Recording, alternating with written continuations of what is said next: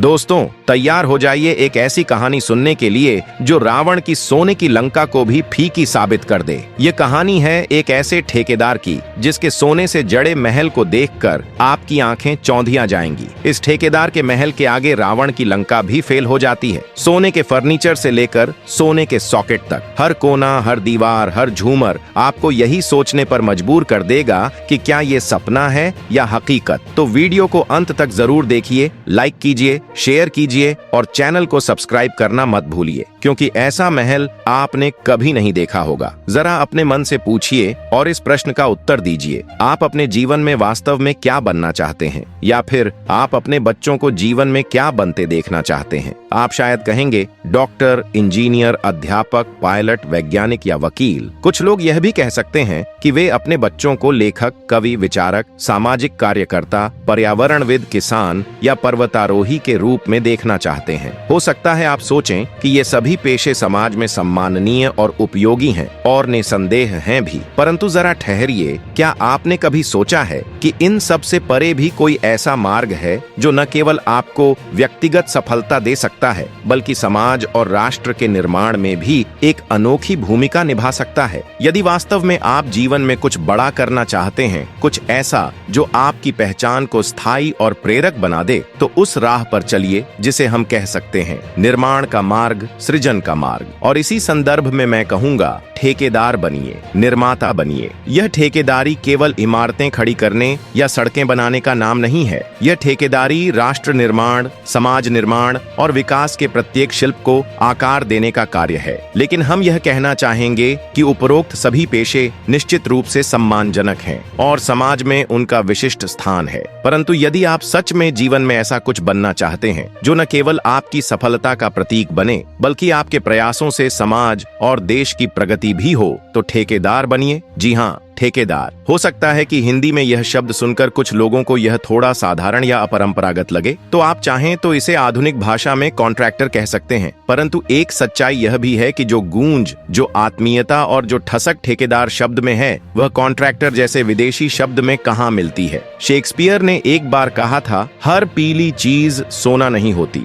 लेकिन कल्पना कीजिए, यदि शेक्सपियर साहब कभी इंदौर के अनूप अग्रवाल से मिलते और उनकी इस स्वर्णिम सफलता की झलक देखते, तो शायद वो अपने प्रसिद्ध नाटक मर्चेंट ऑफ वेनिस का नाम बदलकर इंदौर का ठेकेदार रख देते, और तब उनकी पंक्ति होती, हर पीली चीज केवल और केवल सोना होती है। क्योंकि यहाँ सोना सिर्फ धातु नहीं, बल्कि एक प्रतीक है उस संघर्ष, उस ईमानदारी और उस दृष्टि का जिसने साधारण को असाधारण में बदल दिया। मुझे पूरा विश्वास है कि आप में से कई लोग वह वीडियो देखकर अवश्य ही कुछ क्षणों के लिए हतप्रभ या असहज महसूस कर चुके होंगे। वही वीडियो जिसमें स्वर्ण महल की एक अद्भुत झलक दिखाई देती है। निश्चित रूप से आपके मन में यह प्रश्न भी उठा होगा कि क्या हमारी भी कोई ऐसी जिंदगी हो सकती है। ऐसा प्रतीत होता है जैसे बात किसी अंबानी या अडानी की आलीशान हवेली की हो रही हो, लेकिन यह तो वास्तव में इंदौर के अनूप अग्रवाल का निवास स्थान है। एक ऐसा भवन जिसने सोशल मीडिया की दुनिया में सनसनी मचा दी। इंस्टाग्राम क्रिएटर प्रियम सारस्वत द्वारा बनाया गया यह वीडियो देखते ही देखते इंटरनेट पर वायरल हो गया और लाखों लोगों की आंखों को अपनी अद्भुत चमक से चकाचौंध कर गया। ये कोई साधारण बंगला, हवेली या कोठी नहीं है। यह एक ऐसा भवन है जो सोने की दुकान की भव्यता और वैभव को भी पीछे छोड़ देता है। पूरा का पूरा घर 24 कैरेट शुद्ध सोने से सज्जित है। एक ऐसा स्वर्ण महल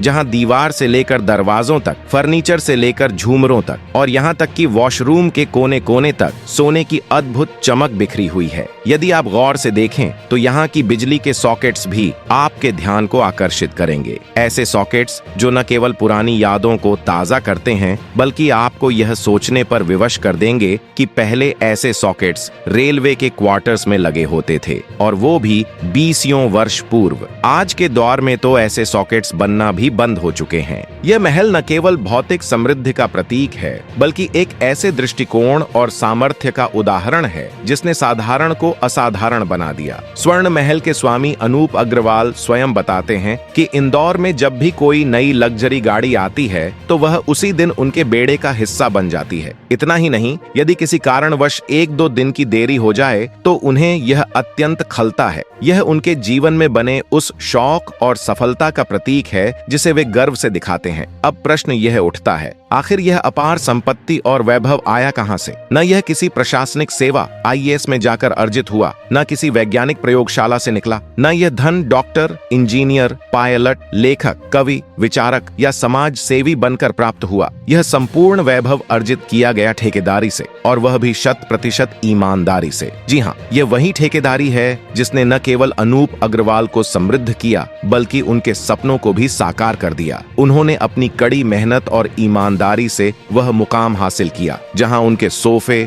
डाइनिंग टेबल, ड्रेसिंग टेबल सब कुछ शुद्ध सोने से बना है। यदि उनके मार्ग में कहीं बेईमानी की जरा भी मिलावट होती तो शायद वे कोलार की खान से निकला सारा सोना अपने घर भर लेते और यह कहते कि अब तो उनके घर का कूड़ेदान भी सोने का बनेगा। लेकिन ऐसा नहीं हुआ। यह उनकी परिश्रमशीलता और ईमानदार ठेकेदारी का ही प्रतिफल है। यदि माता रानी की कृपा रही और ठेकेदारी की यह स्वर्णिम माया बनी रही तो वह दिन भी दूर नहीं जब उनके सपनों की हर कल्पना साकार होगी। आखिर किसने कहा कि ईमानदारी से धन नहीं कमाया जा सकता? अनूप अग्रवाल इसका प्रत्यक्ष उदाहरण है कि जब नीयत साफ हो और परिश्रम सच्चा हो तो सफलता स्वयं आपके कदम चूमती है। अनूप अग्रवाल को देखिए, एक ऐसा उदाहरण जो परिश्रम, ठेकेदारी और अपनी विशिष्ट शैली के दम पर चर्चा का विषय बना हुआ है। पूरे घंटे भर के इंटरव्यू में उन्होंने कहीं भी अपनी पढ़ाई लिखाई का जिक्र कर एक क्षण भी व्यर्थ नहीं किया। ऐसा प्रतीत होता है मानो उन्होंने जीवन में यह सिद्धांत बना लिया हो कि शिक्षा नहीं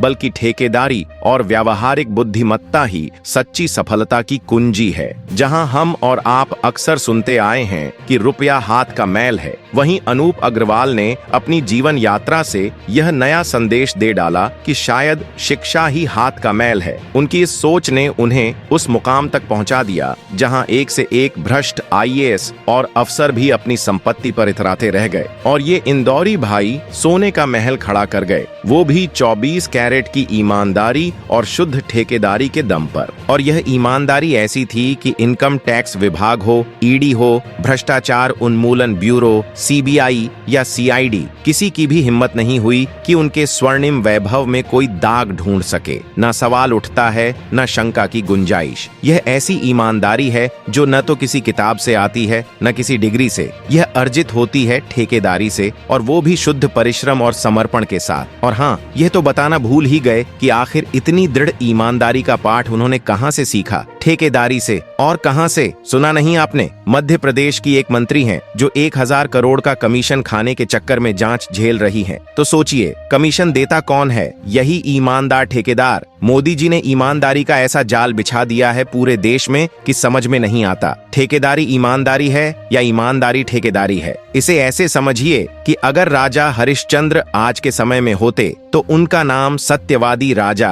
हरिश्चंद्र की जगह ठेकेदार हरिश्चंद्र या इंदौरी हरिश्चंद्र रख दिया जाता। हम तो सुनते आए थे कि ईमानदारी में पसीना निकलता है, लेकिन इंदौरी भाई को देखकर लगता है कि नहीं, ईमानदारी में तो सोना निकलता है। सजावट से लेकर सॉकेट तक अब जला लो जितनी बत्ती जलानी है। अरे भाई, दिमाग की नहीं, ईमानदारी की और ठेकेदारी की। अपने गरीबी के दिनों का जिक्र करते हुए इंदौरी भाई उदास हो जाते हैं। कहते हैं कि कभी उनका 25 लोगों का परिवार एक पेट्रोल पंप पर गुजारा करता था। सोचिए ना, अगर आप सोच रहे हैं कि परिवार पेट्रोल पंप पर काम करता था, झाड़ू पोछा करता था या गाड़ियों में तेल भरता था, तो आप गलत सोच रहे हैं। मालिक थे साहब। यहीं से जेब में ईमानदारी की धार भरनी शुरू हुई और फिर कभी कमी ही नहीं हुई। भाई ने ईमानदारी की इस परंपरा को स्वर्णिम चमक देने के लिए ठेकेदारी शुरू की। बताया कि सरकारी ठेके लिए सड़कें बनाई, पुल बनाए, इमारतें बनाई और अब तो 300 कमरों वाला होटल भी बना रहे हैं। जितनी ठेकेदारी बढ़ती गई